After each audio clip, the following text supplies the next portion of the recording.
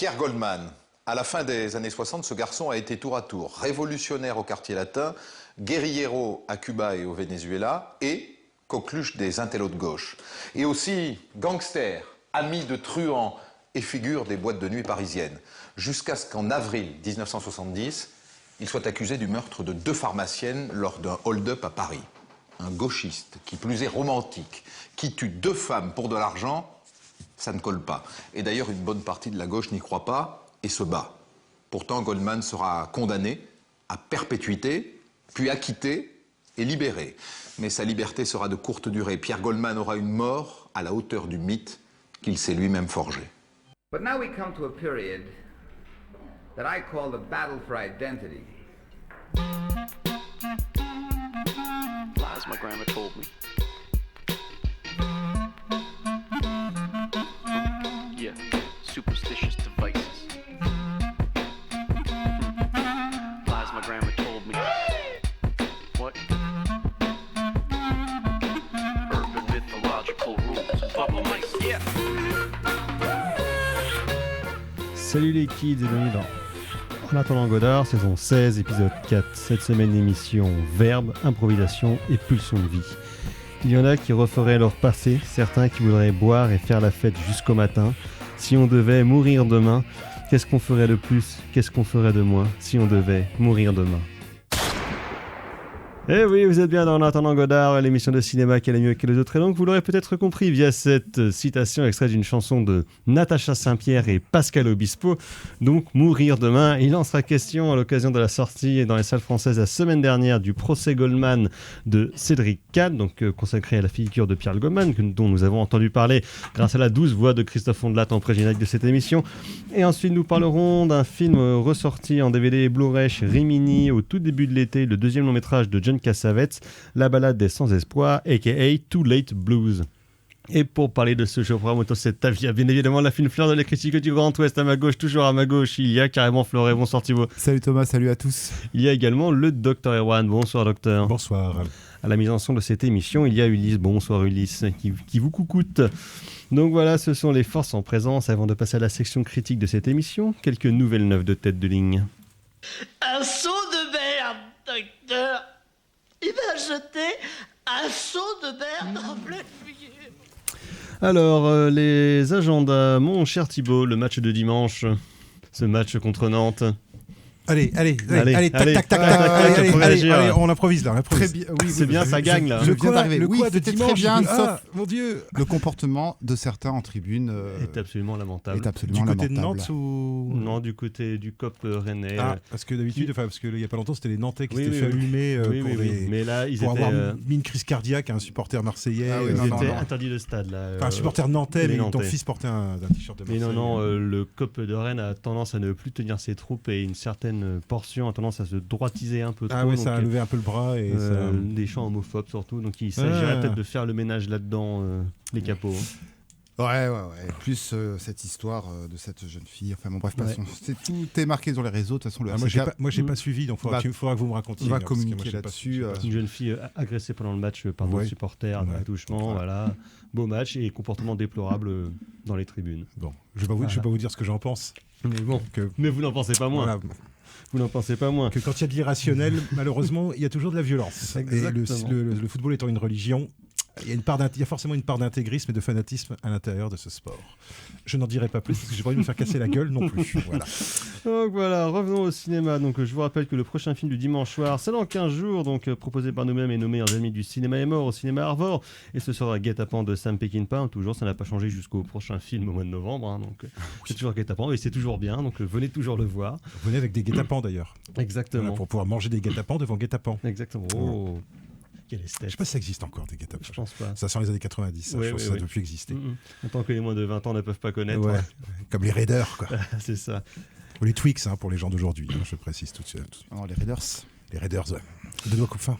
Donc, sinon, demain, au tambour, séance en 3 films vers la Révolution qui concerne donc le cinéma portugais, avec à 18h les Vertes années de Pedro Rocha et à 20h30 les 3 portugaises précédées de O que Padem as Palavras de Sequeira et Mourinho. Voilà, film plutôt sur la Révolution portugaise. Je n'y connais strictement rien. La révolte des œillets. Ouais, la C'est seule ça. révolte menée par des militaires qui n'a pas conduit à une dictature. Eh ouais, comme quoi tout arrive, hein. Incroyable. Une exception, Plot twist. exception historique, Ah, effectivement, c'est pas un coup au d'État. XXe siècle. Non, vraiment, ils ont donné le pouvoir au peuple dans les 48 heures qui ont suivi le coup d'État. Pas mal. Donc et c'était prévu dès le départ. Donc et voilà, ils ont juste fait un acte véritablement citoyen, ce qui Sympa. est assez rare pour Sympa. des être militaires qui souligné. prennent le pouvoir. Voilà. Et il y a certains militaires en Afrique qui feraient bien de prendre exemple sur la révolution des œillets. Mais je n'en dirai pas plus parce que j'ai pas envie de me faire casser la gueule. Sinon, ce jeudi au cinéma Arvor, ça sera la projection dans le cadre des rendez-vous de Clair Obscur, je crois, de The Thing de John Carpenter, La chose d'un autre monde. Pas mal. Oui, Tim. Non, en plus d'ailleurs, c'est mercredi, c'est pas du tout jeudi. Ouais, Non, c'est c'est pas- mercredi, c'est à c'est- 19h45. Et c'est pas le ciné-club des lycéens Ah, Aussi, de c'est avec le- Brétigny, c'est non, ça. avec le lycée Couette-Logon. Couette-Logon, ouais. Ah oui. Voilà, j'ai monsieur vérifié. Check your infos, please. En plus, j'aurais dû le savoir, parce que donc jeudi, il y a match hein, Voilà. pour Europa League, donc évidemment, on peut pas tout On faire. peut pas être partout. Exactement, Voilà, on peut c'est pas ça. être partout. Donc c'est mercredi, hein, et à 19h45 à l'Arvor, mais c'est quand même The Thing de John Carpenter. Sinon, là, pour le coup, du 5 au 8, il y a le festival Made in China, festival du film documentaire chinois en partenariat entre Comptoir du Doc et l'Institut Confucius. Donc, il y aura plusieurs films qui passent à l'Arvor. Donc voilà, là, il y a plusieurs films et documentaires contemporains autour du cinéma chinois. Et dans les sorties nationales, je vais faire les 2 prochaines semaines, parce que la semaine prochaine, Il y a plein de trucs qui sortent. surtout émission spéciale, donc nous ne serons pas en direct en studio, puisque la semaine c'est vrai. prochaine marque les 15 ans pile poil de la première diffusion de En attendant Du coup, Godard on bosse pas. sur les ondes de Radio Campus Rennes, qui est ensuite devenu Syllab. Vous n'avez pas bossé, moi j'ai bossé, puisque donc j'ai Et c'est concocté toi le chef aussi. un petit best-of, worst-of aussi, donc d'émissions, au moins depuis la 2e saison, parce que j'ai pas les archives des 2 premières saisons. Mais donc je vous ai concocté un petit montage où on entend une foule de foutriquets rire, raconter des bêtises, dire des gros mots, beaucoup rigoler quand même. Pas moi, je pense pas qu'on m'entende, moi. Si on vous entend un Non, petit peu. Non, je pense pas. Non. On entend beaucoup de rire de Thibaut quand même, ça faut va pas se le cacher, quelques saillies aussi bien sorties, donc voilà, ça passera la semaine prochaine. J'en ai quand même chié sa mère pour essayer de faire ouais, passer beau ça boulot, beau dans boulot. 1 heure. Respect. Donc voilà, vous pourrez réécouter quelques-unes de vos bêtises. Ah là là, quand on était jeune, qu'est-ce qu'on racontait Avec nos comme voix conneries. voix juvéniles. Exactement, à l'époque on n'avait pas encore né. On parlait un peu comme On ça. parlait comme ça. Et donc, sortie nationale, et bien pour rester dans les voix comme ça, demain c'est la sortie de Bernadette, le biopic de Bernadette Chirac. Qui c'est qui réalise déjà? Je François ne sais Ozon. plus, mais c'est Catherine Deneuve qui joue Bernadette et c'est Michel Vuillermoz qui joue Jaco. Ok. Voilà, Ouais. un peu le Barbie français finalement. Ouais, Mm. oui. Voilà, aucun intérêt. Sinon, il y a le nouveau film de Thomas Caillet, le réalisateur des Combattants, qui s'appelle Le règne animal, film fantastique avec Romain Duris. Précédé d'une excellente réputation. Voilà. Mm. Le principal défaut du film, pour moi, avec moi qui me restreint, c'est quand même Romain Duris, Ouais. mais le reste a l'air why plutôt not pas mal. Voilà, Pourquoi pas. En tout cas, c'est Pourquoi intriguant. Sinon, pour Thibaut, parce que c'est sa copine, il y a le nouveau film de Claire Simon, Notre corps. Donc, vous pourrez entendre une saillie de Thibaut la semaine prochaine contre un film de Claire Simon. Ils avaient tous pris par surprise. Autant je suis passé totalement à côté du film. Non, le film était quand même à chier. Mais... Sinon, il y a le nouveau film de Yolande Moreau comme réalisatrice, La fiancée du poète, qui sort aussi demain ou la semaine prochaine, je sais plus. Toi, Thibaut, pour ton fils, il y a le nouveau film Pas de patrouille qui sort. Ah, putain. Non, Non. c'est un enthousiasme limité, hein, Thibaut, pour la Pas de patrouille. Oui, alors qu'il a jamais vu ça, mais bon, l'école fait que il en Ouais. parle tout le temps. Et sinon, probablement encore au rayon rigolade, un nouveau film d'exorcisme, décidément, ça n'arrête pas, c'est L'Exorciste Dévotion, réalisé par David Gordon Green. Alors là, ça vous la coupe. Ouais. Bah alors David Gordon Green, il tombe bien bas. Hein. Ah, disons que Bah, disons qu'Halloween, il Disons va faire toutes les franchises. dans quoi. les 10 dernières années, dès qu'il fait du cinéma, c'est entre le pas ouf et pas terrible, et quand il fait des séries télé, c'est bien. Quand il bosse avec Danny McBride et puis Jodie Hill, mais Ouais, ces puis derniers là, films cinéma... Son pensant un peu plus indépendant était très, très sympathique, là. Prince Avalanche. Ah ouais, tout ça, Joe. Joe, c'était bien. Joe, Ah ouais. L'autre rive, Mhm. c'était très agréable. Et ça, c'était avant. Mais c'était bon. Bah, il faut bien payer les factures. Hein. Peut-être qu'il a une large famille à soutenir, on ne sait pas. Bon, vous êtes des mélomanes, donc il y aura aussi la semaine prochaine le film Taylor Swift The Era Tour. J'ai tellement hâte. Oui, vous êtes un grand fan de Taylor Mais Swift. bien sûr, de toute façon, moi, tout ce qui touche au tailleur, moi, tu sais, de toute manière générale, c'est voilà, le tailleur de Panama, voilà, Il y en a d'autres. Taylor Swift, Swift. voilà. Mm. Voilà. Excusez-moi pour ce jeu de mots de mauvais augure. Thibaut, Taylor Swift. Je... s'en fout. Oui. J'ai souvenir de qu'on se moquait beaucoup d'elle il y a une dizaine d'années où il y avait des vidéos remontées où on remplaçait ces vocalises par des vidéos avec des chèvres qui bêlaient. Voilà, c'est pas très gentil. C'est le souvenir. C'est un peu des seuls trucs dont je me souviens de Taylor Swift. Moi, je connais assez mal la carrière de Taylor Swift, à part que je m'en fous, mais je l'ai vu principalement dans le film Cats. J'avais bien rigolé. Cats. Ah oui, c'est nul. C'est un film qui fait peur un peu. Ah ouais, mais c'est un truc rococo gay, assez vulgose. Rigolo. Ouais, bon, oui. Moi, je suis pas le cœur de cible non plus principal pour Taylor Swift. Non, bizarrement, non. Ça m'étonne. Quand même passé un peu à côté. Sinon, c'est peut-être plus le cœur de cible. Il y a Expandables 4 qui sort. Non plus, non. Ça a l'air encore plus à chier que le précédent, où personne n'est concerné. Non, je pense pathétique. Moi non plus d'ailleurs. Je pense que même nous, on n'est même pas concernés. Je pense que je n'irai pas le voir de toute façon. Et sinon, dans un tout autre genre, il y a Le Consentement, donc sur Gabriel Matzneff. Encore un feel good movie. Ah oui, voilà, avec Jean-Paul Rouve dans le rôle de Matzneff. Ok. Pourquoi pas, mais bon. Ok. Voilà. Si vous aimez pas rire, je pense. Ouais. Je pense pas que ce soit le traitement, en tout cas visiblement, qui soit traité dans le film. Je doute que ce soit une comédie. Oui, j'espère que c'est pas une comédie. Sinon, ça va être les tuches, mais oui. Voilà.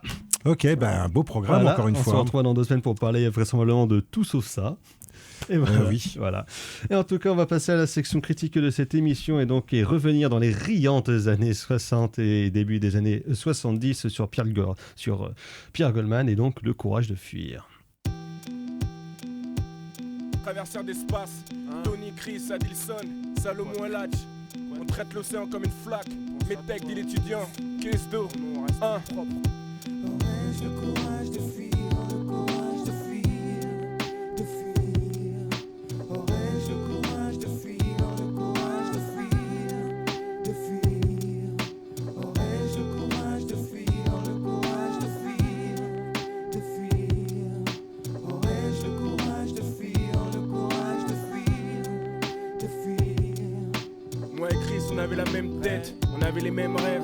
On avait les mêmes pères gangsters, comme ça on était fiers des choses quelques. On restait dans la même merde, le rap m'avait fait une promesse. Le soir on passait nos soirs au Cap Vert. Entre 2-3 verres et des femmes aux yeux verts. Sur la vie de ma mère on voulait changer le monde. 4-5 verres de bière on voulait niquer le monde. 2 nègres parmi 1 million clairs comme des blancs niqués de la tête. Je le sais parce que j'avais mal à la tête. J'avais un rêve dans ma tête, jamais de rêve dans ma tête. Y'a moi une tasse qui baisse dans ma tête. Il me fallait une balle dans ma tête qui pouvait bien sauver mes techs. Mon sauce qui faisait jamais bélec. Et les mecs de son quartier l'attendaient comme un chèque. Un jour il a fait 15 000, il s'est enfui. Aurais-je le courage de fuir, moi aussi. Allez Chris, quitte cette vie, Chris de Paris. Ici on s'aime avec toute notre haine. Aurais-je le courage de fuir, le courage de fuir, de fuir. Aurais-je le courage de fuir, le courage de fuir, de fuir.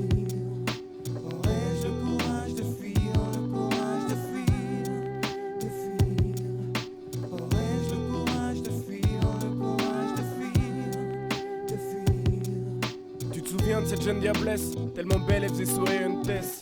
Elle était arrogante comme une sirène dans la pisse. La peau beige, un visage en cœur de peau de fesse. Elle pouvait être célèbre, on voulait juste faire l'amour entre ses lèvres. Un jour je suis entré en elle, pour l'amour de la fontaine.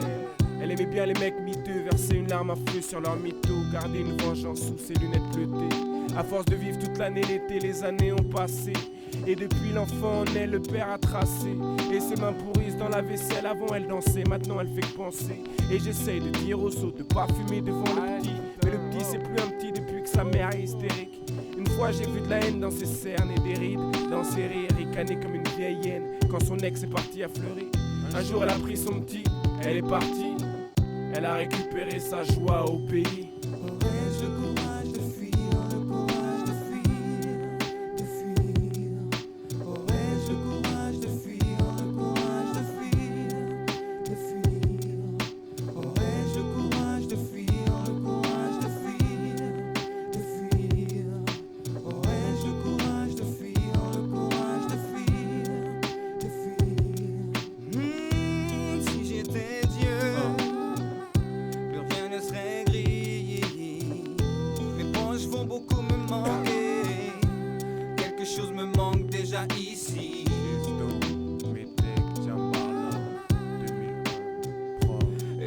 amis me restent dans la tête. J'ai tellement de souvenirs. Je tire sur un spliff, un soupir, puis un sourire. Hey.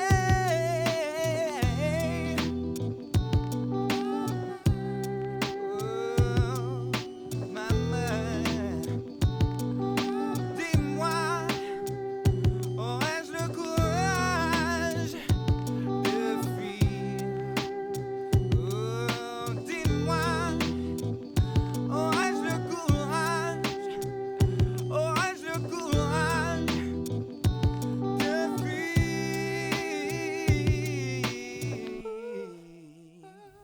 En attendant Godard sur Stylab, et donc c'était Risky, aka Metek, aka Manuel Goldman, avec Le courage de fuir.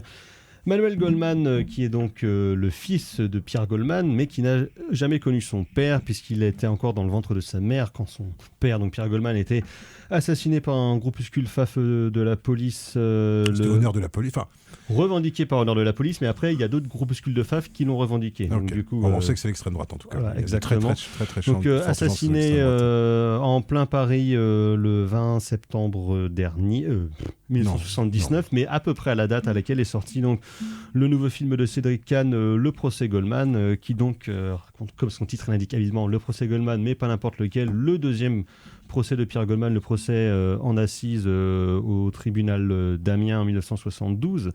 Donc avant de parler du film, revenons un peu comme sur le parcours de Pierre Goldman.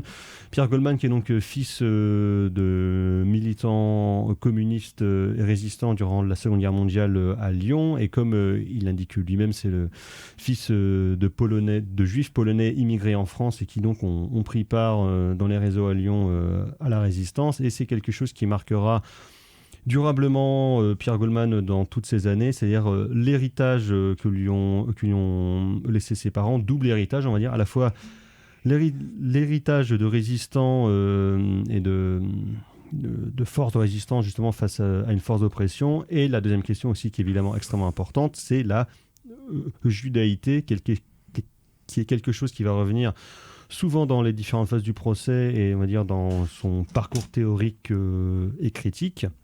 Et donc Pierre Goldman très tôt s'engage au début des années 60, parce qu'il est né en 1944 dans des mouvements étudiants marqués à l'extrême gauche, parfois à faire le coup de poing contre les FAF dans les rues de Paris, et comme beaucoup, il y a quand même cet horizon donc, de faire la révolution dans les années 60 avec tous les mouvements révolutionnaires de la tricontinentale qui commencent à essaimer de par le monde, que ce soit sur le continent africain, en Amérique du Sud, en Amérique latine et en Chine d'une certaine manière, mais en quand même Asie, un peu moins, on peut dire, surtout en Asie de manière générale, voilà.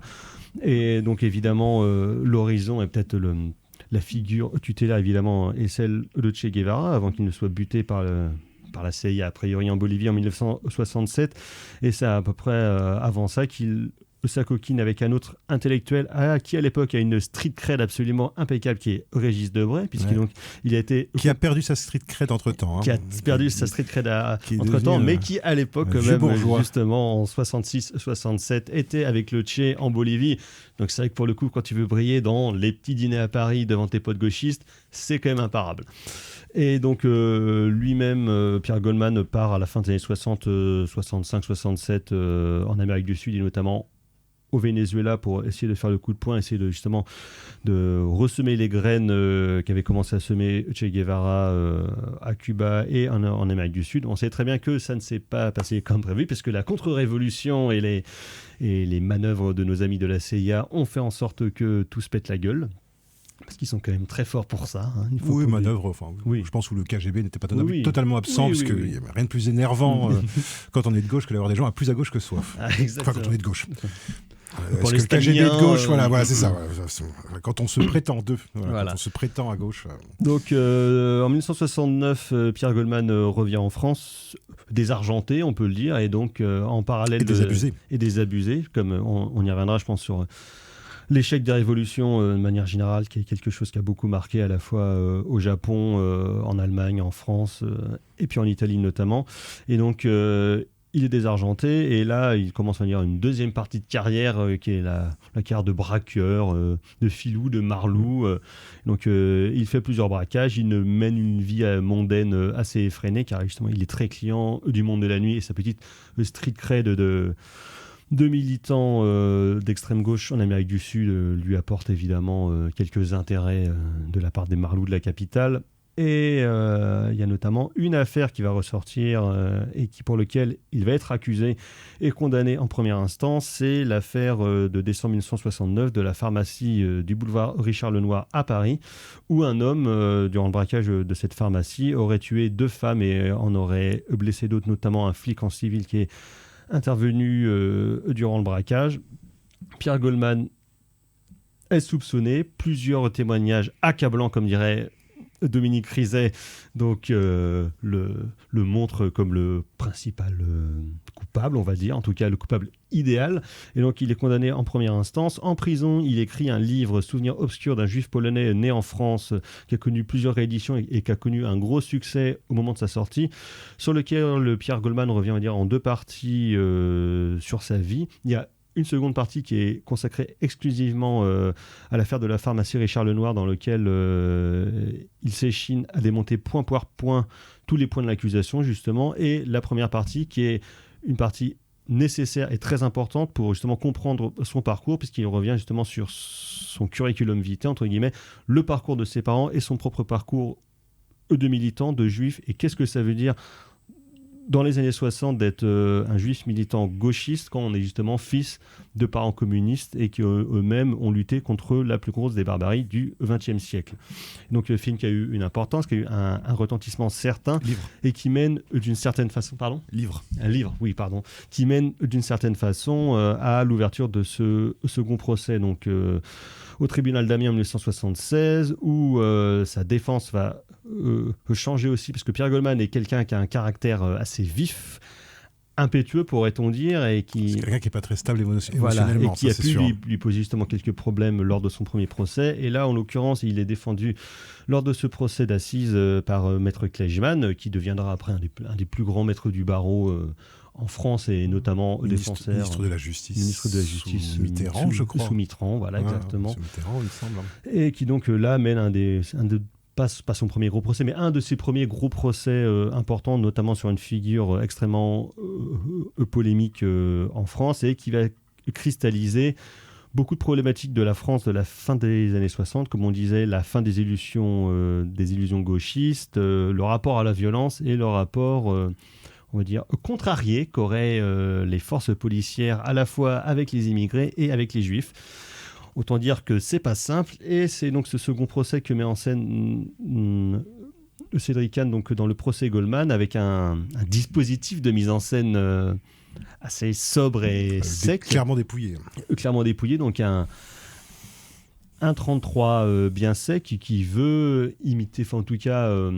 plutôt l'image documentaire. Voilà, à la fois l'image documentaire qu'on a des films de la fin des années 60 et des années 70, tout en se référant à une certaine forme des films de procès qu'on a pu connaître en France, justement, je pense notamment au film de Costa Gavras, Section spéciale, qui abordait d'une certaine manière plusieurs des mêmes thématiques sur la question justement de la clandestinité et du rapport à la violence quand on est militant.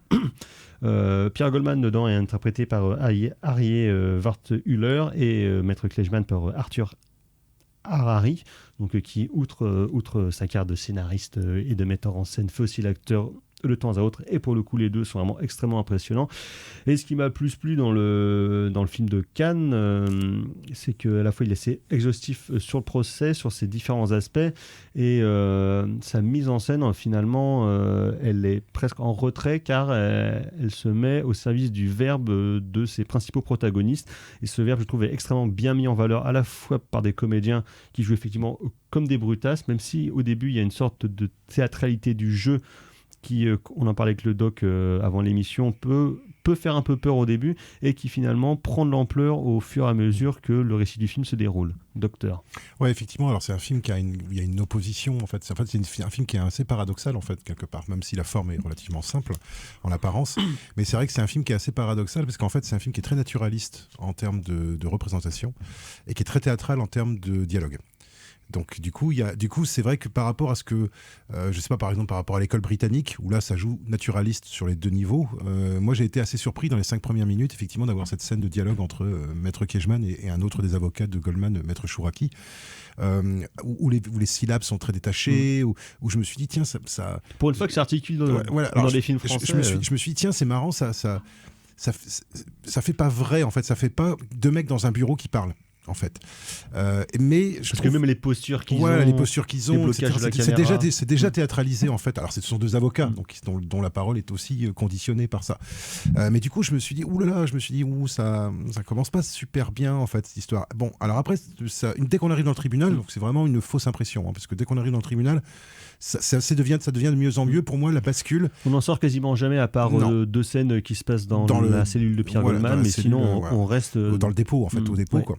Et en fait, moi je trouve. Après, je pense que chacun doit avoir son moment. Les gens qui apprécient le film auront leur moment de bascule. Moi, je sais que le moment de bascule pour moi, c'est quand la femme de Pierre Goldman vient témoigner. Où je trouve que l'actrice est très bien et où je trouve que là vraiment, et c'est vraiment pour moi le moment où le film vraiment où je suis vraiment rentré parce entre guillemets dans le film. Où il y a la bascule émotionnelle. Une des bascules émotionnelles, parce qu'il y a aussi le témoignage de son père à Pierre Goldman. Ouais, mais qui arrive plus tard. Mais c'est les deux moments où il y a vraiment, on va dire, où c'est là où ça devient la intime. Carapace en fait. devient, là que ça devient intime en fait, c'est-à-dire que on n'est plus simplement au spectacle, on est avec des gens en plus qui, et justement je trouve qu'elle joue très bien, l'actrice, parce qu'elle joue très bien la personne qui vient témoigner pour la première fois devant un tribunal, sachant que elle est d'origine antillaise. Donc en plus il y a ce truc. Une des seules. Non, c'est parce qu'il y a un deuxième personnage qui est un pote de Goldman qui intervient à la toute fin, et on sent son alibi. Et ils arrivent très bien, je trouve, à jouer justement cette espèce de côté. C'est des gens à qui on sent bien que c'est des gens à qui on n'a jamais demandé leur avis pour rien, jamais. Et en fait, tout d'un coup, d'autant plus quand c'est un tribunal de blanc, donc tu sens le malaise racial. Exactement, tu sens ça sans que ça soit, traité, verbalisé ou traité de manière de souligner à gros coups de stabilo, mais tu sens bien cette ambiance de qu'est-ce que c'est qu'être noir dans le Paris des années 70. Et évidemment, ça résonne parce qu'il y a aussi toutes les questions des violences policières, d'un complot policier possible, qui évidemment, donc il y a plein de résonances. Parce que ça a été une des grandes théories, que c'était, on va dire, une machination du rouage policier et puis judiciaire. Le premier procès de Goldman, justement, pour faire payer à un militant d'extrême gauche qui avait pignon sur rue. Sachant que dans le film, Goldman lui-même tempère quand même cette idée-là. C'est-à-dire qu'il y a des moments effectivement où il crie au complot, puis il y a d'autres moments où il dit c'est juste que j'étais le coupable idéal et ça permettait de résoudre une affaire. Il était là au bon moment. Il était là au bon moment et ça permettait de résoudre une affaire tranquille. Ce qui, moi, me semble peut-être plus crédible qu'une vaste machination contre Pierre Goldman, qui, même s'il était militant, était quand même pas un des personnages les plus. C'était pas Cohn-Bendit. C'est pas Mesrine non plus, quoi. Tu vois, c'est pas un des mecs les plus dangereux à l'époque, quoi. Oui. Enfin, voilà, c'est l'ennemi public numéro 1. Non, voilà, il avait pas, sa réputation était assez forte, mais elle était pas non plus. Enfin, il était pas, voilà. Mais il tombait bien. Voilà, mais effectivement, il tombait bien. Ça matchait bien, quoi, en fait, cette histoire. Et ça, malheureusement, tu vois, aux États-Unis, Karim Abdul-Jabbar, c'était ça aussi. Enfin, voilà, il y a des histoires comme ça où Abou Jamal, pardon. Pas Karim Abdul-Jabbar. Bref.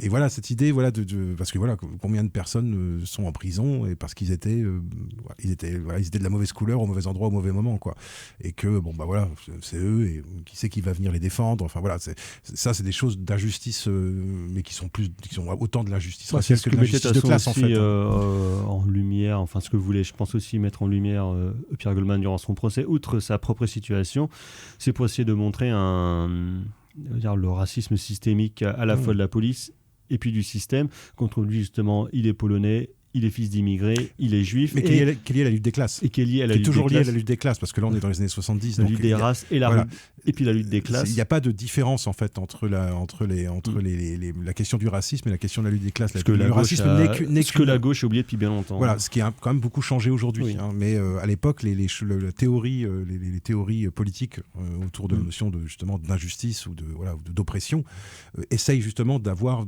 tous les degrés, en fait. Le spectre large. Le genre, la couleur de peau, la différence culturelle et la différence de classe sociale. Et ça, on sent bien ça. Hein. D'ailleurs, moi j'ai trouvé que le fait d'avoir ce dispositif très dépouillé qui laisse beaucoup de place à la parole, ça a cet avantage effectivement de laisser le temps au personnage de parler, donc de montrer justement à la fois cet ancrage dans une période très, très particulière, parce que Goldman est vraiment un type d'une période, c'est-à-dire que cette honte de ne pas être aussi héroïque que ses parents qui ont été résistants, qui ont échappé à l'Holocauste, qui ont été juifs, qui ont combattu l'hydre nazi. Et lui, en fait, il n'a pas de nazi, en fait. Lui, c'est le capitalisme qui la combat, mais ça marche pas aussi bien qu'avec le nazisme. C'est pas aussi franchement dégueulasse quelque part. C'est pas aussi frontal à combattre. C'est plus insidieux, et donc du coup, c'est plus compliqué parce que l'opinion, l'opinion n'est pas du tout de son côté, quoi. Alors même si dans le procès, il y a tout un tas de gauchistes d'arrière-plan qu'on voit qui font la claque en fait, mais qui servent pas à grand chose en fait. Sinon à montrer qu'ils sont déjà convaincus, quoi. Et je pense qu'il y a cette idée-là. Il y a aussi le fait de cette espèce de plongée dans le banditisme, mais qui pour moi quelque part est aussi une tentative maladroite, enfin pas maladroite, mais une tentative bizarre de marcher sur les pas de la résistance, parce que quand on sait que dans le sud de la France notamment, il y a quand même une partie de la résistance française qui est devenue notamment les gens d'origine corse, ou d'origine marseillaise, et qui sont détruits avant la guerre, qui sont engagés dans la résistance et qui sont ensuite devenus des représentants du milieu, enfin je veux dire, les résistants eux-mêmes ou des hommes politiques on va dire assez ambigus, voire très ambigus, genre Charles Pasqua par exemple, quoi. Voilà. Oui. Ou Gaston Defferre. Ah bah oui, pas Gaston. Ou Gaston Defferre, tu vois. Bon. Malraux. Voilà. Donc il y a cette idée aussi que la différence entre la révolution et la criminalité finalement tient à pas grand-chose. En fait, tient à une perte d'objectif. C'est-à-dire que si vous avez plus un grand Satan quelque part à combattre, finalement le crime vous attend quelque part en bord de route, et la tentation de plonger dans le crime est très très forte. Et en gros, très très forte. Et ce qui est bien, c'est qu'il les deux voies possibles, c'était soit l'action directe armée comme la faction armée rouge. Comme au Japon, donc plutôt foncer vers une veine terroriste, si on peut dire. Ah bah c'est même pas, si on peut dire, c'est une veine terroriste, c'est de devenir des assassins, de toute façon. Ou sinon aller justement vers la criminalité sous couvert d'un discours parfois de récupérer les moyens de production par le prisme de la violence. Mais ça, je trouve ça très intéressant justement. Enfin, dans le film, je trouve montre bien ça en fait, parce que moi, ce que j'aime bien, c'est que Goldman, il assume. Un personnage qui assume. Qui dit il ne veut pas être accusé pour des choses qu'il n'a pas fait. C'est-à-dire il dit je suis innocent parce que je suis innocent. Voilà, exactement. La question c'est il y a le réel en fait. C'est-à-dire qu'à son premier procès, il a totalement assumé les 8 braquages qu'on lui mettait sur le dos. Il dit oui, pour ça, je suis coupable, mais je n'ai jamais tué personne. Alors, et c'est toute la différence. Parce qu'effectivement, il y a une grosse différence. C'est un voyou. Voilà, c'est un voyou. Il n'est pas fier de ce qu'il a fait. Il l'avoue et il est prêt à payer pour ça. Par contre, il veut pas charger sur ses épaules des meurtres qu'il considère ne pas avoir commis. Voilà. Alors moi, c'est une affaire que je connais pas par cœur, donc je sais pas trop quelle part de liberté prend Cédric Kahn. Moi, j'ai l'impression que c'est assez près quand même de ce que moi je savais. Toi, tu dois peut-être en savoir un peu plus parce que tu as lu le bouquin. Oui, comme ils le disent, ils ont en gros ramassé et fictionnalisé quelques éléments parce que le procès d'assises a duré une dizaine de jours. Mais oui, effectivement, c'est quand même relativement proche, notamment dans les passes d'armes entre les avocats et surtout la confrontation avec les témoins du premier procès. Qui est l'autre partie intéressante du film. Ils sont quand même assez croquignolesques. Qui est l'autre partie intéressante du film, c'est que ils ont... parce qu'en fait, c'est intéressant parce que c'est une sorte d'envers. À certains moments, c'est une sorte d'envers de 12 hommes en colère. C'est-à-dire qu'il y a cette idée du doute. Tu pars t'es persuadé de la validité de ton témoignage, tu dis je suis sûr c'est lui, voilà, c'est lui qui a assassiné, c'est lui que je l'ai vu dans la pharmacie. Et en fait, sauf que le rôle des avocats, justement, c'est de commencer à instiller le doute. Les vues de nuit, à 40 mètres de haut. Et est-ce que c'est lui, est-ce que c'est pas lui et en fait, du coup, tu t'es balancé de manière permanente entre la certitude des témoins et l'habileté des avocats de la défense à retourner ça, en fait. Bien, mais ce qu'on voyait déjà dans le film de Triet, c'est qu'on a été tellement gavé de films de procès, mais ricains, que quand tu vois le fonctionnement d'un tribunal français, c'est pas du tout le même.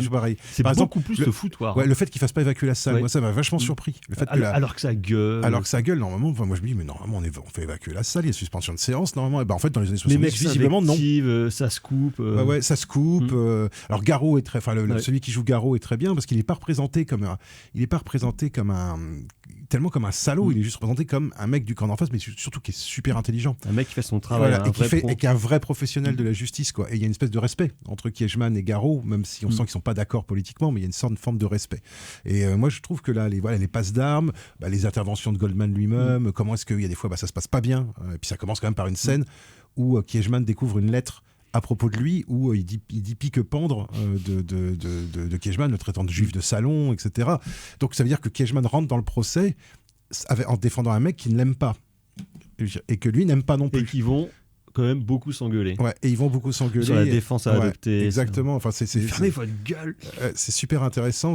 Voilà. Moi, je trouve que tout cet aspect sur la parole humaine, il y a ce même truc, ce même sentiment d'incertitude permanente que dans 12 hommes en colère. C'est-à-dire vraiment ce truc où tu crois que tu sais, et tu dis putain, je serais bien emmerdé si j'étais à la place des jurés, parce que c'est compliqué de juger quelqu'un, quoi, en fait. Puis surtout que c'est sur la puissance de la rhétorique et la puissance de la parole. Parce que comme par exemple Pierre Goldman, par l'absence de preuves. Et qui parle et qui s'exprime beaucoup mieux, par exemple, que les gens qui l'accusent, ou en tout cas que ses témoins. Ouais. Il y a tout de suite un rapport de force aussi qui s'installe. Il y a de la domination intellectuelle, il y a de la domination sociale parce qu'il y a de la domination culturelle. Et qui est contrebalancée par les passes d'armes entre les deux avocats. Où là, on a atteint aussi un autre niveau de langue et de savoir rhétorique. Et où il y a même une certaine cruauté, parfois, avec certains témoins, avec le personnage de la coiffeuse. Voilà, où on sent bien Kiechman qui joue à l'humilier socialement pour qu'elle soit déstabilisée. Enfin, et tout ce côté, voilà, il y a toute une espèce de théâtre social qui se déroule dans le truc. C'est bien montré. C'est bien montré. Ressortir le potentiel racisme des témoins aussi, notamment des flics et puis la coiffeuse, tout ça. Il y a des...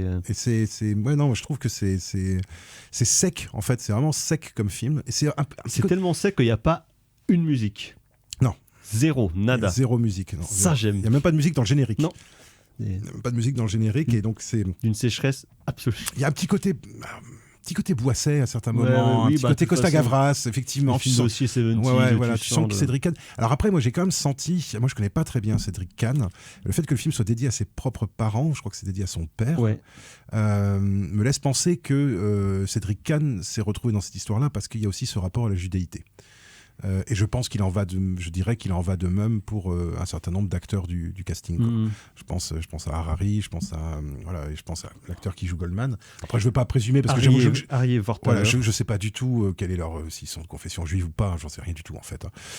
Mais en tout cas, dans le cas de Cédric Kahn, j'ai eu le sentiment que cette espèce de rapport aux parents, qui est quand même un truc sur lequel il insiste beaucoup dans le film, et sur le rapport aux origines, sur cette idée de qu'est-ce que c'est être juif en fait, et que c'est le juif. Qu'est-ce que c'est d'être juif dans le monde de l'après-guerre, qu'est-ce que c'est qu'être juif en France, qu'est-ce que c'est d'avoir survécu et de vivre avec la culpabilité d'avoir survécu, même si c'est une culpabilité qui est transmise par tes parents en fait. C'est-à-dire que c'est pas les parents de Goldman, ils ont survécu parce qu'ils se sont entre guillemets battus.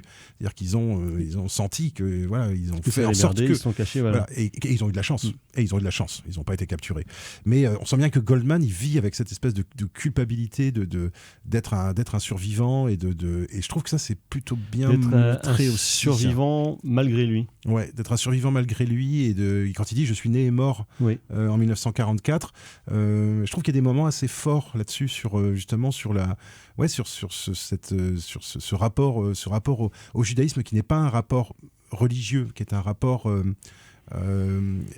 qui n'est pas vraiment identitaire, qui est filial, culturel, politique, et qui explique pas mal de trucs sur le personnage, moi je trouve. Et qui a été de toute façon un des grands trucs quand même à la fin de la Seconde Guerre mondiale, et même au début des années 20, les Juifs de l'extrême gauche qui étaient très engagés. La fondation d'Israël, c'est ça. Hein. Enfin, pour une partie, en tout cas, des fondateurs d'Israël, c'est des mecs d'extrême gauche. Hein. Je veux dire, c'est pas du tout c'est pas du tout la classe politique qu'on a actuellement au pouvoir en Israël. Hein. C'est quelque chose qui est une origine qui est après on peut discuter, hein, évidemment. Mais qui de toute façon, c'est pas exemple de violence.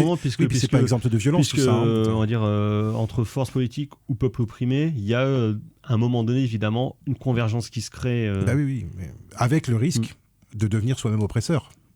Et de devenir soi-même porteur de violence. Et là aussi, il y a une dialectique qui est intéressante. C'est que peut-être en tout cas, dans le film, moi j'ai vraiment l'impression que le judaïsme, même si c'est souterrain, enfin c'est pas le centre du film, c'est pas mis en avant dans le film, mais j'ai l'impression que cette mais ça revient constamment, y compris dans la plaidoirie finale de Maître Kleichmann, justement. Qui finit par choisir qui veut pas mettre en avant ses origines, le fait qu'il soit lui aussi juif polonais d'origine, mais qui finit par le faire. Non pas tellement pour convaincre les jurés que pour se convaincre lui-même. Voilà. Mais voilà, et je trouve que Cédric Kahn, je sais pas quel rapport il a au judaïsme. Hein. Je sais pas du tout quel rapport il a au judaïsme. Je pense qu'il faudrait lire des interviews de lui pour voir un petit peu ce qui met de lui aussi à l'intérieur, parce que j'ai l'impression quand même que c'est des questions que lui a l'air de se poser en tant que personne, en fait. Oui. En tout cas, c'est le sentiment que j'ai ressenti en regardant le film. Je me suis dit, ça a l'air de le travailler quand même, cette histoire de judéité. C'est pas juste un intérêt extérieur, ça a l'air d'être quelque chose qu'il travaille. Alors, je sais pas du tout quel est son rapport au judaïsme, mais effectivement, et je trouve que la manière dont il travaille, je trouvais pas du tout inintéressante. Je trouve que ça rend les choses assez complexes, en fait. Et j'ai trouvé que c'est un des avantages du film, c'est que c'est pas un film qui, même s'il trace des liens avec ce qui se passe aujourd'hui, c'est pas un film qui nous dit aujourd'hui les années 70 c'est la même chose. Voilà. Il nous dit effectivement il y a des trucs, il y a des tropes qui restent. Résonnent. Voilà. Il y a des choses qui résonnent, il y a des choses qui font écho. Mais c'est vraiment un pur film sur les années 60-70. Sur voilà, qu'est-ce que c'est que l'après-guerre. Et je pense que Cédric Kahn devait être enfant, je pense, dans les années 70. Donc voilà, là aussi, là, je pense qu'il faudrait aller voir les interviews de Cédric Kahn pour voir ce qu'il dit sur cette Après, partie. il était tout jeune, il est né en 66, hein, donc il devait être tout jeune. Hein. Que moi j'ai l'impression, voilà, donc moi j'ai senti quelque chose à travers ce film-là, je l'ai senti justement, et à travers le côté très dépouillé et très apparemment distancié, moi j'ai eu l'impression au contraire qu'il y avait quelque chose d'assez personnel à l'intérieur de ce film-là. Mais là, ça demanderait explication de la part du réalisateur. Donc Cédric, on attend ton appel pour nous expliquer tout ça. Donc c'est le procès Goldman de Cédric Kahn en salle depuis la semaine dernière. Et tout de suite, un peu de blues.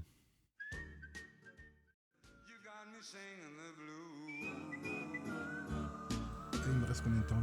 Non, c'est parti. Vous êtes toujours en attendant Godard sur Syllab. Je pensais que la chanson était vachement plus longue que ça. Et donc c'était Guy Mitchell avec Singing the Blues. Et donc j'ai passé du Guy Mitchell et pas du Bobby Darin, mais j'aurais pu, puisqu'il il est en vedette du film de John Cassavetes, La balade des sans espoir, aka Too Late Blues, qui est ressorti en DVD et Blu-ray chez Rimini au début de l'été. Et donc c'est le deuxième long métrage comme metteur en scène de John Cassavetes, quelques années après Faces, film 100% indépendant, donc Faces, qu'il avait tourné avec ses copains et ses copines. Non, Shadows. Oui, Shadows, Faces, pardon. c'est en 68. C'est après. Shadows, je confonds toujours, je sais pas pourquoi. Et donc, parce que c'est en un seul mot. Voilà. Et que c'est en anglais. John Cassavetes à l'époque est donc la vedette de la série Johnny Staccato, qui le met en stand-by de lui-même et qui il ramasse ses pépettes et décide d'essayer de mettre un pied dans le système des studios, on va dire, en tournant avec la Paramount son premier long métrage pour eux. Il en fera un deuxième par la suite qui sera une expérience encore plus désastreuse que ne l'a été pour lui Too Late Blues, et c'est pour ça qu'après il fera ses films en indépendant dès qu'il le pourra. Et donc film étrange, film très casavétien, mais qui en même temps, on sent, est très contrarié. Ça nous raconte donc l'histoire du personnage joué par Bobby Darin, qui joue dans un orchestre de jazz, on va dire, avec des succès limités. Oui, où il n'y a pas n'importe qui quand même. Oui. Hein. Il y a Shelly Manne quand même, je crois qu'à la batterie, il y a Benny Carter, donc c'est des vrais musiciens. C'est des vrais musiciens des Rostas, parce qu'on connaît évidemment l'amour du... Sauf, comment il s'appelle l'acteur celui qui joue le contrebassiste, l'acteur qu'on voit toujours chez Cassavetes. Et Seymour Cassel. Seymour Cassel, voilà, c'est ça. Et donc, succès limité. Un jour, il a peut-être l'opportunité d'entrer dans un business un peu plus juteux, tout ça. Il se demande des questions avec un impresario qui est un genre de petit margoulin, parce que Bobby Darin convoite sa gonzesse, qui est jouée par la merveilleuse Stella Stevens. Et donc, évidemment, au milieu de cet imbroglio amoureux, on va dire, se mêlent de tristes raisons pécuniaires qui vont mettre à mal le pauvre Bobby Darin. Et donc, film étonnant, je disais, parce qu'à la fois, il y a des côtés très cassavétiens dans le film, comment dire, sont des figures qu'on retrouvera, ou des scènes, des tropes qu'on retrouve au fur et à mesure de sa filmographie. À la fois, évidemment, l'amour pour le jazz, une certaine tendance à l'improvisation, mais cadrée, et on va dire, des scènes de groupe, des scènes de beuverie qu'on retrouvera notamment après dans Husband notamment. Et tout ça mêlé à un scénario, un récit qui se voudrait plus hollywoodien, plus cadré, dans le genre de petit film de série B sur un microcosme, que Cassavetes essaye de faire vriller, mais qui n'arrive pas vraiment parce qu'il y a beaucoup trop de contraintes de production. Thibaut. Ouais, c'est tout à fait ça. Le film est... Enfin, ce qu'il faut savoir, c'est que le film là, sort en 61, donc on est 2 ans après la deuxième version de Shadows, parce qu'il y a une version de 57 qu'on croyait, qu'on pensait perdue et qui a été retrouvée. Après, il y a une version de 59. Et donc 2 ans après donc la version officielle, on va dire, de Shadows, on voit Cassavetes arriver au sein des studios. Donc tu le dis Thomas, l'expérience est très très très très mal passée. Et le film en fait est témoin de cette expérience-là, c'est-à-dire que autant comme tu le dis, on va retrouver certains paradigmes cassavétiens, tu le dis. Dès l'intro du film, en fait, avec une scène de concert. L'amour pour la musique, indéniablement. Des acteurs ultra compétents, des suspensions du temps, en fait, parce que voilà, le temps narratif se suspend à lui-même et on va picoler. On va se battre, on va s'invectiver, on va s'aimer, on va se détester. Bref, c'est tout le spectre en fait de la condition humaine qu'on retrouve un petit peu dans le cinéma de Cassavetes. Et pourtant, lui qui est un habitué de la caméra dans Shadows, qui est un habitué de la caméra à l'épaule, pas une vocation documentaire, mais Cassavetes fait partie d'une nouvelle vague new-yorkaise, on peut dire ça. Comme ça, on peut le mettre au même niveau. En France, c'est l'équivalent d'un peu de à bout de Shadows, c'est à bout de souffle un petit peu de Godard. Oui. Donc on va retrouver un petit peu ça, mais on va retrouver ça surtout dans les thématiques, dans les dialogues et dans le jeu des comédiens qui jouent tous et des comédiennes qui jouent tous très très bien, et en même temps dans ce cadre du studio qui finalement ne va pas à Cassavetes, parce que, alors certes, on aurait pu dire que Cassavetes aurait pu être un metteur en scène, on va dire, de l'urgence, on va dire. Et ici, il y a des cadres qui sont ultra léchés, des jeux avec des néons, des jeux avec des miroirs qui sont ultra léchés. Tu sens bien que les acteurs, en fait, c'est la caméra qui dicte les acteurs, et ne c'est plus l'acteur qui dicte la caméra comme ça avait pu l'être dans Shadows. Et en fait, tu sens qu'en fait ici, il y a un truc qui va pas et que Cassavetes s'est enfermé dans ce format des studios qui fait qu'il n'arrive pas à faire ce qu'il voudrait, c'est-à-dire du Cassavetes mais avec un peu plus de thunes qui lui aurait permis en fait de tutoyer un petit peu le firmament des studios hollywoodiens. Et en fait, le film est ultra bancal, et c'est pour ça en fait qu'il est ultra intéressant, parce que certes, il est un petit peu long, il y a un rythme qui n'est pas toujours tenu, et pourtant il est absolument passionnant, parce que tu vois que Cassavetes et son propre film est totalement claustrophobique en fait. Là, il n'arrive pas à s'aérer sauf la scène de baseball. Sauf la scène de baseball, mais il n'arrive pas à aérer son film, il n'arrive pas à aérer ses thématiques. Donc tout ça est très cadenassé, alors qu'il voudrait justement virer le récit. Parce que tu as toujours l'impression que c'est un film qui à chaque moment pourrait s'envoler, mais qui en fait ne décolle jamais. Retombe un petit peu à plat, parce que les producteurs sont derrière et qu'ils n'aimaient pas du tout ce que faisait Cassavetes, et qu'ils l'ont un petit peu mis le pied à l'étrier pour dire non mais en fait tu vas nous suivre. Notamment ils lui ont imposé des conditions de tournage assez short. En gros, il disait qu'il faudrait au moins 6 mois pour faire un film complet propre, et il a fait en 30 jours. Mais le film n'en demeure pas moins absolument passionnant, parce que tu te dis voilà, ça aurait dû être un noir et blanc absolument sublime. Là, la copie de Rimini est superbe. Elle est très belle. Ouais. Mais tu dis ça aurait pu être l'escalator de Cassavetes vers le firmament qu'il a atteint au demeurant, bien entendu, dans une autre veine un petit peu beaucoup plus même indépendante. Mais tu voyais qu'en fait c'était pas pour lui. Le système de studio était clairement pas pour lui. Mais le film reste agréable parce qu'on retrouve toute la richesse humaine de Cassavetes, avec des personnages qui sont ni bon ni mauvais, sympathique, antipathique en même temps. Et puis il y a ce personnage féminin de Jessica Simpson. Jess Simpson, non, c'est ça? Non, Jess Polanski.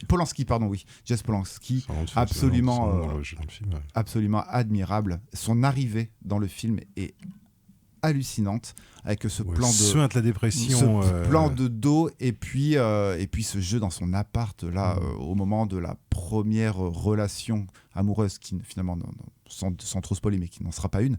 Mais là, il y a un jeu de texture et de noir et blanc qui est absolument fantastique. Donc voilà, film bancal, mais film absolument nécessaire parce que passionnant. Docteur. Bah oui, parce que en fait, c'est un film c'est un film dont on peut regretter effectivement qu'il ne soit pas le grand film hollywoodien de Cassavetes, mais en même temps, c'est aussi sans doute avec cet autre film avec Un enfant attend, A Child is Waiting. Un enfant attend, voilà. c'est aussi les deux films finalement qui lui ont fourni la preuve. À la fois de la justesse, de la modernité de Shadows, et de la nécessité de le faire en dehors des studios. C'est-à-dire que la modernité de Cassavetes n'aurait jamais pu. Non. Mais aussi parce qu'on est à une période... C'est-à-dire, il aurait pu s'il avait commencé sa carrière en 72. Ou Voilà. fin des années 60, Fin des après années Easy 60, Rider. voilà, tu après vois. Easy Rider. Mais là, le truc, c'est que là, Sauf qu'il précède le nouvel Hollywood de presque 10 ans. Voilà, et en fait, on est dans une période où on sent bien d'ailleurs dans le film Hollywood essaye de trouver des nouvelles recettes pour attirer un public plus jeune. La jeunesse, le jazz, le rock'n'roll avant. Le jazz, le rock, les milieux interlopes, des personnages assez Tennessee Williams, moi je trouve. Ce côté dépressif, ces gens qui n'arrivent pas à s'aimer. Il y a quelque chose d'un peu Tennessee Williams, moi je trouve, dans l'écriture de ces personnages-là. Et une espèce de spleen post-Seconde Guerre mondiale, en fait, qui parcourt un peu le cinéma américain entre 45 et voilà, le milieu des années 60, et qui va se transformer en véritable dépression avec le Vietnam enfin, par la suite. Et on sent bien, en fait, que le studio lui-même n'est pas à l'aise, en fait, avec ça. C'est-à-dire qu'ils essayent de trouver...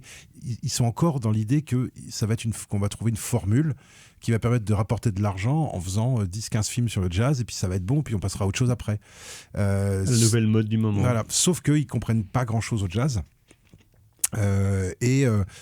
Cassavetes, lui, par contre, comprend très bien le jazz. Et il comprend très bien que le jazz, ça veut dire aussi de l'improvisation. Et que si on veut lier les deux ensemble dans un film, au bout d'un moment, il faut se poser la question justement de la capacité d'improvisation à la fois du cinéaste et des comédiens. Et ouais, le film est bancal, mais il est vraiment intéressant. Et pour un film bancal, c'est pas pour autant un film raté. Ah non, pas du tout. C'est ça le truc qu'il faut bien préciser, c'est que c'est pas une purge du tout. C'est pas du tout un film qui serait minable et tout. C'est-à-dire qu'avec c'est pas un film maudit. Non, avec le peu d'argent qu'il a, parce qu'il y a quand même pas beaucoup de sous. Avec le peu d'argent qu'il a, tourné quasiment entièrement en studio, il arrive quand même à faire ressentir à plusieurs moments la fête au début, le côté étouffant de cette espèce de vie sociale, de beatnik, où il y a quand même beaucoup de postures, où on mélange le concert dans un parc où il n'y a personne avant le concert baseball. dans un parc où il n'y a personne, la partie de baseball qui a des seuls moments un peu libres. Les seuls moments un peu libres, d'ailleurs, c'est les moments en extérieur. Et puis ce personnage de Stella Stevens où... il me semble qu'il avait pensé à Gina Rollins, et on sent bien quoi, moi je voyais complètement, moi je me dis alors Stella Stevens c'est très bien, mais je me suis dit t'aurais mis Gina Rollins là-dedans, ça marcherait très bien aussi, voilà, parce que tu retrouves déjà cette espèce de personnage féminin qui est éternellement, qui est névrosé en fait, et qui est fatigué, qui sait plus comment se positionner entre le regard que les hommes ont sur elle, ses désirs à elle, son envie d'être autre chose, d'être autre part, et qui sont des choses qu'on va retrouver après dans Une femme sous influence, dans Opening Nights, et même le personnage de cette scène de beuverie qui est au centre du film. Bon, on a déjà pour moi les premières bases de certaines scènes de Husband, c'est-à-dire le moment où la fête devient malaisante au possible, où l'agressivité masculine commence à s'exacerber avec l'alcool, et où ça devient pas drôle du tout, et où tu dis j'ai pas envie d'être là en fait, et je trouve que c'est ça, c'est un film effectivement qui est corseté.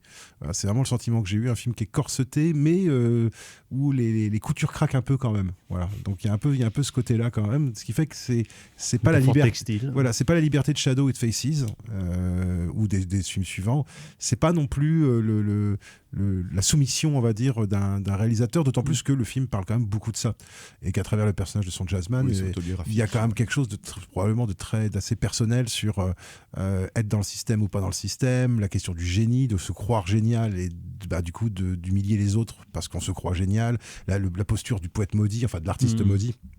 Moi j'ai raison, t'as tort.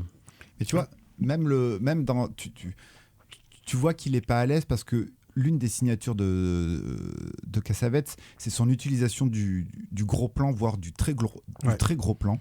Et tu vois que dans Too Late Blues, il y va un petit peu avec le frein à main. Il y a quelques gros plans, mais pas de très gros plans, mais il pousse pas les potards à fond. Ouais. Ce qui va faire, par exemple... Il n'y a pas ce côté intrusif. Il n'y a pas le côté, et aller au cœur de la condition humaine et de la nature humaine, et surtout de la mélancolie humaine, parce que le cinéma de Cassavetes est un cinéma de l'errance émotionnelle. Et ici, tu vois que on est sur des plans un peu de trois quarts, des plans épaules, tout ça. Donc, tu vois qu'il est bridé, et que ça l'embête. Heureusement, il va ne faire que 2 films, et qu'après, il va rebondir directement. C'est Faces qui arrive direct après. C'est après. C'est le début d'une série. Et après, c'est parti pour lui. Jusque dans les années 80, où ça marche tout seul, quoi. Donc, on va s'arrêter là. La balade des sans espoir, aka Too Late Blues, le deuxième film de John Cassavetes, qui vient de ressortir en DVD et Blu-ray dans une magnifique copie, comme on le disait, chez Rimini Éditions. On va passer au coup de cœur. Tout à coup, Jean-Michel Mimoset C'est de la merde. C'est de la merde. Je voudrais que tout le monde merde. s'imprègne. Tout Merde. le monde s'imprègne de cette C'est vraiment de la cette notion plus de grande musique. merde des Extrêmement merdes. Les coups de cœur, carrément Florey. Alors pour Cassavetes, on a convoqué le nouvel Hollywood. Donc mon coup de cœur sera un des grands classiques du cinéma du nouvel Hollywood, 5 pièces faciles, 5 easy pieces de Bob Rafelson, avec l'immense Jack Nicholson, film qui aurait pu être sous-titré Seul contre tous. Personnage antipathique, les débuts officiels, je mets le terme entre guillemets, du road movie.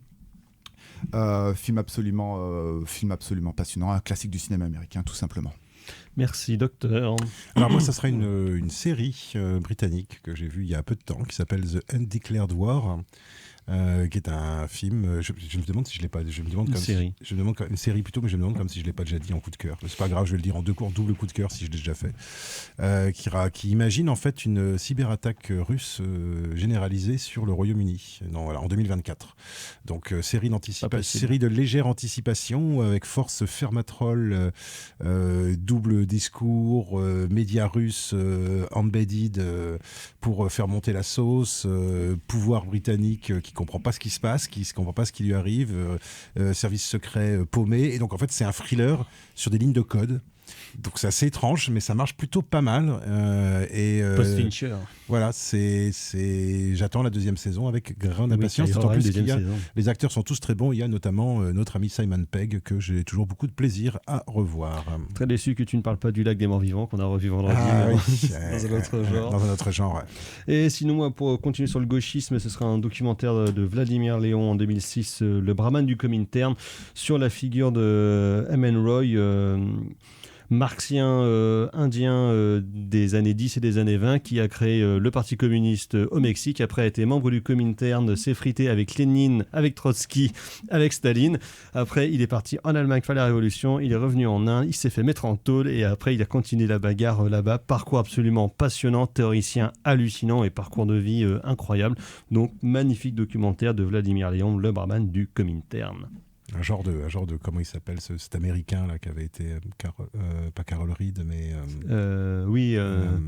les 10 jours qui ont ébranlé le monde, voilà. John Reed. Il y a un super film de Warren Beatty d'ailleurs. Exactement, Reds. Reds, qui est un super film. Très bien, dont il faudrait un jour parler. Exactement. Il faudrait un jour que ça ressorte, messieurs, dames de la distribution. Ressortez-nous ce beau film. Donc voilà, merci beaucoup Ulysse à la mise en son de cette émission. Merci messieurs. Donc la semaine prochaine, 15 ans de En attendant Godard, avant de faire peut-être d'autres festivités cette année, mais en tout cas ce sera le best-of bien évidemment de 15 ans d'émission. D'ici là, portez-vous bien. Prochaine émission, prochaine édition. À ciao, bonsoir. Salut.